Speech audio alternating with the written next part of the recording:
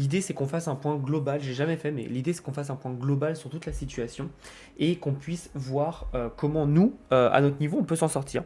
Alors évidemment, notre niveau, il va dépendre de beaucoup de personnes. Certaines personnes sont en France, d'autres sont encore salariés, d'autres n'ont pas d'entreprise, etc. On a des âges différents, des situations de vie différentes. Moi, je veux juste vous donner les grandes lignes. C'est-à-dire que je vous recommande de rien faire, puisque pour la plupart du temps, c'est, comme on dit, chacun sa vie et chacun va devoir définir quelle est sa priorité dans sa vie. Ça va être très très difficile, vous allez voir la situation que je vais vous peindre, c'est quand même assez galère. Ça va être très difficile en fait d'être bon partout, sur tous les niveaux. Situation économique, quelle est-elle?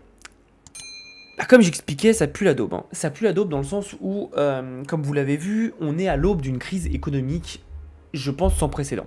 Beaucoup d'économistes disent même que la crise de 2008, c'était l'apéritif, quoi. En gros, ce qui s'est passé depuis 2008, pour ceux qui n'ont pas trop suivi, en fait, ce qui s'est passé derrière, c'est que les États, pour cacher leur incompétence et cacher leur connerie, ils ont imprimé des billets. Ça, tout le monde connaît, c'est le niveau 1 de la magouille. Mais derrière, ils ont fait plein de merde, plein de merde, plein de merde, plein de merde, qui en fait ajouté des strates de daube sur la situation actuelle. Et ce qui fait qu'aujourd'hui, on est dans une situation, mais totalement galère et totalement pourrie, c'est qu'en fait, au bout d'un moment, ton château, comme c'est un château de cartes, suffit qu'il y ait un moindre truc qui tombe, et tout tombe. Ce qui est intéressant là-dedans, c'est pas le premier, c'est pas la dernière. Et la preuve en est, 2 secondes après, je crois la semaine d'après, on a eu le Crédit Suisse qui a été racheté pour 1 milliard de dollars par son concurrent UBS. Et ça sera pas le dernier non plus. On voit que sur cette même semaine, on a eu la Société Générale, la BNP, Crédit Agricole, je crois. Bref, ils ont tous pris entre moins 30 et moins 40% sur la bourse. Pourquoi? Parce que ce qu'il faut comprendre, c'est qu'aujourd'hui, les banques ne sont pas rentables et les banques ont fait n'importe quoi depuis des années et des années et des années. C'est ce qui leur a permis d'être autant valorisés et autant faire de l'argent.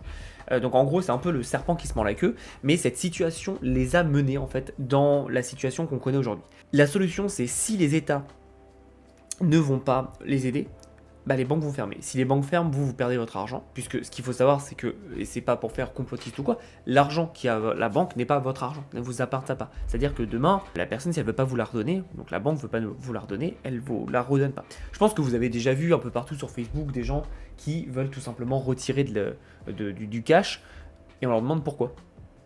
Je veux retirer 200 euros, pourquoi? Bah, je t'emmerde, c'est mon fric, je fais ce que je veux, quoi. Bah non, en fait, ça l'est plus, et on va dans une société, et j'y viendrai après, de plus en plus de tracking, donc c'est un peu compliqué, en fait, de ce qui se passe. Aujourd'hui, la banque, c'est ce qu'il y a de plus sûr, c'est ce qu'on disait, nous, on a tous grandi comme ça, avec, non, mais la banque, il n'y a rien de plus sûr. Non, pas du tout. La banque, comme n'importe quel instrument financier, n'est pas sûr. Donc, faut faire attention, s'il vous plaît, déjà, premier warning et première astuce, diversifiez-vous. Et quand je dis diversifier, c'est ne mettez pas tout votre argent dans la même banque. Et en fait, ce qu'il faut comprendre, c'est qu'on est tombé dans une situation économique globale dans le monde occidental où les gouvernements en fait n'en ont rien à foutre de vous, de moi, de tout le monde. En fait, ce qui les intéresse, c'est leur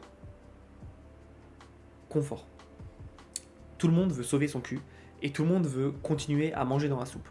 Mais personne veut partager la soupe. Et faut arrêter de enfin, moi ça fait très longtemps que j'ai arrêté ça, mais faut arrêter de croire que l'État mis en place va faire quelque chose pour ta vie. Ça, c'est pas du tout le cas. Il n'y a qu'une seule personne qui fera quelque chose pour toi et c'est toi. Et malheureusement, peu importe dans quel état tu vas, en ce moment, le monde occidental, ça pue la daube. Situation, encore une fois, occidentale qui se développe. On a eu ce qui s'est passé avec les 3 dernières années, quelque chose qui est assez grave et qui a été une accélération en fait de quelque chose qui existait déjà depuis quelques années.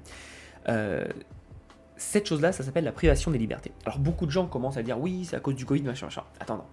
La privation des libertés, ça date de 2001. 2001, il s'est passé quelque chose, un événement qui est assez important, qui s'appelle tout simplement le 11 septembre. Et en fait, à chaque fois qu'il y a une grosse crise, on restreint les libertés. Et maintenant, flash forward, on retrouve en 2020, qu'est-ce qui s'est passé? Covid, on ferme tout, on n'a plus le droit de sortir. Il y a eu des privations, donc de sortir, de voyager, etc. etc. Spoiler alert, c'est la merde parce que ça va pas s'arranger. Ça va aller de pire en pire. Comme vous le savez, on a en préparation dans notre belle élite européenne quelque chose qu'on appelle le bilan carbone. Bilan carbone, c'est en gros, ça va être un petit quota chaque année. Et on te dira, bah écoute, toi, t'as pas été gentil, t'as pas voté pour ce qu'il fallait voter, donc du coup tu pourras voyager qu'une fois aujourd'hui, cette année, une fois. Et si tu dépasses ce quota, bah tu peux pas, tu pourras pas voyager. Donc quand tu voudras prendre un billet d'avion, on va te demander ton bilan carbone. Alors je sais que ça peut paraître futuriste, ça peut paraître n'importe quoi, mais malheureusement c'est ce qui va se passer. La France se focus sur des choses qu'il ne faut pas. Et quand je dis la France, c'est l'Europe, l'Occident, hein. Se focus sur les choses qu'il ne faut pas, c'est-à-dire réduire la pollution. C'est pas ça qu'il faut faire. Ce qu'il faut faire, c'est mieux travailler pour polluer moins, mais pas réduire la pollution. Parce que là, ce qu'on fait, c'est qu'on réduit la pollution, mais donc du coup, on réduit l'activité. Et historiquement parlant, vous pouvez voir que c'est assez intéressant que quand on essaye de réduire la pollution, on a moins de croissance. Qui dit moins de croissance dit le pays pardon, qui va droit dans le mur. C'est quand même sacrément chaud. On est dans une société où il n'a jamais été aussi facile de voyager dans le monde entier. Imaginez il y a 60 ans, ça n'a jamais été aussi facile. Et là, ce droit-là, on va nous l'enlever pour des raisons idéologiques, clairement. Vous savez aussi, et pour ceux qui me suivent par rapport à la crypto, on en a beaucoup parlé, on va avoir tout simplement une situation où on va avoir des monnaies de banque centrale. Donc ça va être un peu des crypto-monnaies. Et je vous donne un peu le tableau et le schéma et le programme qui est prévu. Mais c'est des monnaies en fait qui vous permettront tout simplement de soit être périssables. Je vous donne une idée. Vous recevez votre salaire du mois de mars, bah vous avez jusqu'à fin 2023 pour l'utiliser. Donc pas le droit d'épargner. Donc pas le droit de s'enrichir. Puisque comment vous faites pour mettre de l'argent de côté si vous devez absolument le dépenser? Donc je pense que vous avez compris l'idée, ça va être extrêmement compliqué pour pas mal de personnes. Alors ça c'est la présentation globale. Aucun doute que chaque problème que va créer la société, il y aura des entrepreneurs pour créer une solution. Mais aujourd'hui c'est la merde, c'est vraiment la merde et surtout, admettons que vous n'avez pas été voté, bah on va vous priver d'utiliser votre argent. Maintenant, tout n'est pas noir. Évidemment, si vous restez à rien faire et que vous restez immobile, vous allez vous faire déglinguer. Et je vous passe tous les mots, mais ça va être assez violent. Qu'on soit clair, sur cette première partie que je vous donne, je veux pas être complotiste, je veux pas être lanceur d'alerte, faire un marketing de la peur. Je vous annonce juste la preview de ce qui va se passer dans votre vie. Ça fait peur, c'est triste malheureusement, mais c'est la vie dans laquelle on va aller. On va aller puisqu'il y a un agenda que vous connaissez, l'agenda notamment du World Forum Economic, ou du World Economic Forum, bref, on s'en fout, où il y a cet adage que vous connaissez: vous ne posséderez rien, mais vous serez heureux. Une des premières choses, et c'est la chose que je maîtrise le mieux, et c'est la chose que vous pouvez maîtriser le mieux, c'est pas voter l'extrême droite ou l'extrême gauche, c'est pas faire une rébellion et aller dans la rue pour protester contre la réforme des retraites. Spoiler alerte, encore une fois, ces gens-là ont déjà perdu. La réforme des retraites a déjà été validée depuis 2020, quand la France a accepté 40 milliards, je crois, si je ne me trompe pas, de la part de l'Union européenne. Ils ont accepté en contrepartie de mettre en place la réforme des retraites. C'est fini, ce débat est déjà, il a déjà 3 ans de retard, ce débat, d'accord? Donc il faut vraiment comprendre ça. Par contre, il y a un truc que vous pouvez maîtriser, c'est quoi? C'est de développer vos compétences. Faire du business, faire du cash. Aujourd'hui, si vous êtes malheureusement un pion dans la société, vous allez vous faire déglinguer, parce que les gens feront ce qu'ils veulent de vous. Vous devez être en mesure de développer des compétences assez fortes pour les monétiser. Quand je dis assez fortes, c'est essayer de viser le au moins 5 à 10 K par mois minimum. C'est un gros minimum pour vous permettre d'être libre, ok, de 2, pouvoir vous casser, j'arrive sur le point d'après, et de 3, surtout, de pouvoir développer des business. Développer du business, faire des investissements, c'est ce qui va vous sauver. Faire de l'argent pour faire de l'argent, ce qui va vous sauver. Donc s'il vous plaît, formez-vous, que ce soit avec moi, avec d'autres personnes, je m'en fous. Formez-vous, vous devez comprendre qu'il faut développer des compétences. Si aujourd'hui vous avez un doute, développez des compétences et ne passez jamais une journée, une semaine, un mois, une année sans progresser dans des sujets précis qui vont vous faire gagner de l'argent. C'est très important. Aujourd'hui, il existe des milliards de business models que vous pouvez lancer assez rapidement sans trop d'argent et juste en développant des compétences. S'il vous plaît, faites-le. En le faisant, vous allez pouvoir vous prémunir de beaucoup de merde qui vont vous arriver dans les prochaines années. Vraiment, moi j'ai développé des compétences sur pas mal de sujets. Évidemment, j'ai de l'expertise plus que d'autres, mais je sais que j'ai une faculté qui fait que je ferai toujours de l'argent. Quoi qu'il arrive, je gagnerai toujours de l'argent. Je trouverai toujours un moyen. Parce que j'ai développé ces compétences-là qui me permettent de. D'accord? Deuxième chose, être mobile. Faut comprendre le monde dans lequel on vit, ok? Arrêtez d'être ancré dans un seul endroit. Faut comprendre qu'il faut être mobile. Si vous n'êtes pas mobile dans le développement de compétences, dans tout simplement géographiquement, dans de vos investissements, vous allez être foutu. Arrêtez d'être ancré dans un seul endroit, s'il vous plaît, et comprenez qu'on a créé une chose qui s'appelle l'aviation. Et avec l'aviation, vous pouvez être partout dans le monde entier. Ok? Donc il va falloir être rapide, être mobile, et surtout aller dans des endroits, dans des pays qui sont en développement. En France, les impôts n'ont fait que cesser d'augmenter depuis des années et des années et des années et des années. Je vais vous poser une question. Est-ce que vous avez l'impression que votre qualité de vie a augmenté? Parce qu'en général, quand on paye plus, c'est pour un meilleur service, on est d'accord. En fait, là vous vous faites complètement niquer ceux qui restent en France, c'est-à-dire que vous payez plus d'impôts, mais vous avez une moins bonne qualité. Alors, on nous a vendu l'école gratuite. C'est pas gratuit l'école, arrêtez. Il n'y a rien qui est gratuit. L'école gratuite, il y a quelqu'un qui le paye, on est d'accord. La santé gratuite, c'est pareil. Moi, je peux vous assurer que la santé, elle n'était pas gratuite quand j'étais entrepreneur en France. Hein. Moi, aujourd'hui, je paye moins de santé. Ok, je paye moins sur ma santé que ce que je paye en France. Pourquoi? Parce qu'en France, on est sur un pourcentage, donc plus on gagne, plus on paye. Alors qu'aux États-Unis, bah, c'est flat tax. C'est-à-dire que c'est des assurances privées. Et à un moment, dès que tu as pris le meilleur plan, tu as pris le meilleur plan, tu vois. Comment on peut faire pour se protéger? Deux choses. Là, ça va être des conseils et c'est totalement propre à moi ce que j'en pense. Je dis pas que j'ai la science infuse et que je suis omniscient.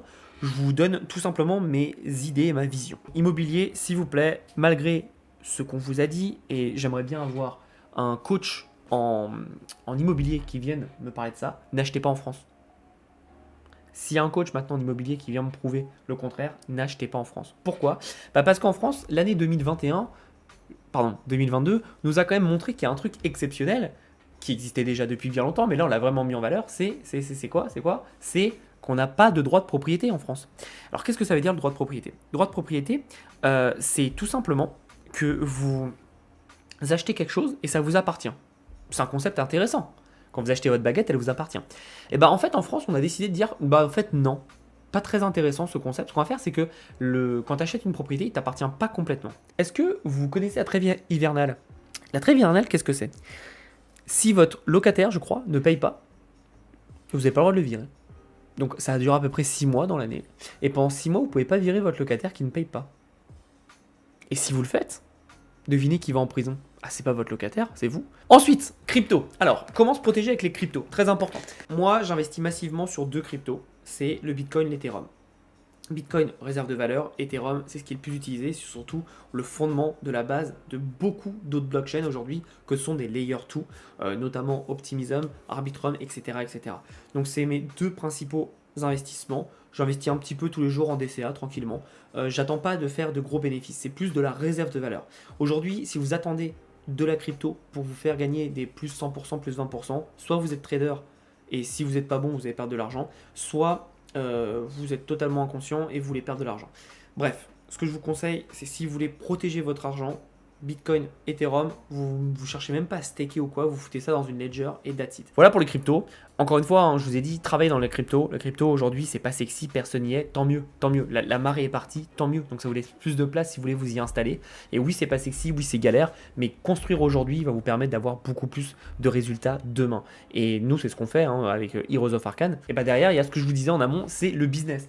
Développer des compétences en business, développer des business, c'est très important, mais surtout essayez de vous créer un réseau dans le monde entier. N'attendez pas de créer un réseau ici, en France, ou peu importe.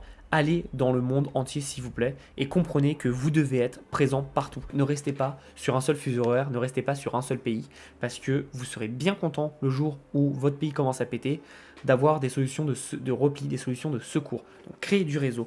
Allez une fois par mois s'il vous plaît à des événements. Vous habitez dans un village, allez dans des groupes Facebook. Vous habitez sur Mars, vous avez compris, trouvez une solution. Facebook, Zoom, communauté Telegram, bref, apporter de la valeur. Beaucoup de personnes, quand elles rejoignent un réseau, ce qu'elles font, c'est qu'elles prennent.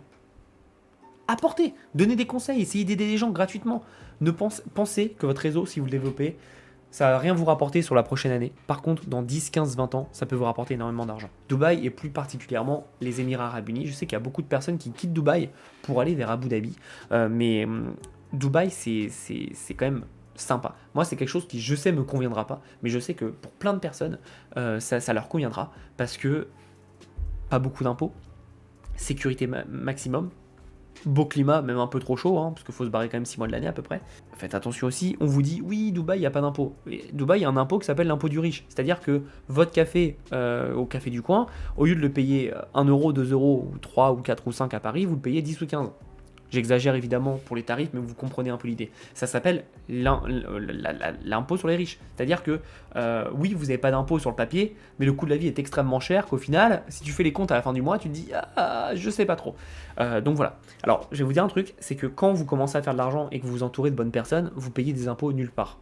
Je grossis le trait, évidemment, mais en gros, vous pouvez tout déduire. D'accord? Moi, l'année dernière, aux États-Unis, en Floride, de façon 100% légale, je crois que j'ai payé 4% d'impôts. Comment j'ai fait? Je sais pas, c'est mon expert comptable qui a tout géré. Mais vous voyez l'idée. Ne prenez pas une décision pour les impôts, parce que c'est un peu con, dans le sens où vous devez vraiment comprendre que les impôts, ok, et après?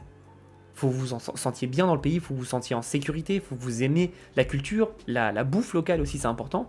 Et c'est pour ça que aller dans un pays pour les impôts uniquement, ayez un peu plus de prétention, s'il vous plaît. Je vais vous finir avec quelque chose que vous devez absolument lire, s'il vous plaît. Ça s'appelle la théorie des 5 drapeaux. Alors, je ne sais pas si vous connaissez, ça s'appelle de Five Flags Diversification.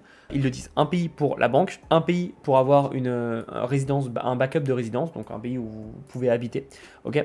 Un pays pour une deuxième nationalité, très important. Un pays pour protéger vos assets et un pays pour faire vos business. Moi, j'ai la théorie des 3 flags et demi. J'ai l'Estonie, la France évidemment parce que je suis français, les États-Unis et derrière j'ai des business un peu ailleurs, dans d'autres pays. Mais voilà, diversifier les pays, c'est très important. Je ne suis pas rentré dans tous les sujets. Le but c'était de vous présenter un peu tout ce qu'on pouvait faire aujourd'hui et la situation et comment on pouvait s'en sortir. J'ai donné des grandes pistes. Après, je suis pas expert de tous les sujets. Je me prétendrai jamais l'être. Je voulais juste vous donner les idées, comment moi je visionne tout ça et comment je voyais la vision du monde. En tout cas, je vous donne personnellement, ma vision. Ça pue la daube et il va falloir comprendre qu'on est en train d'être dans un monde qui se bouge et qu'à chaque fois que vous faites une action pour développer votre entreprise, votre business, etc., pensez à ce que vous allez faire avec l'argent que vous allez gagner en plus.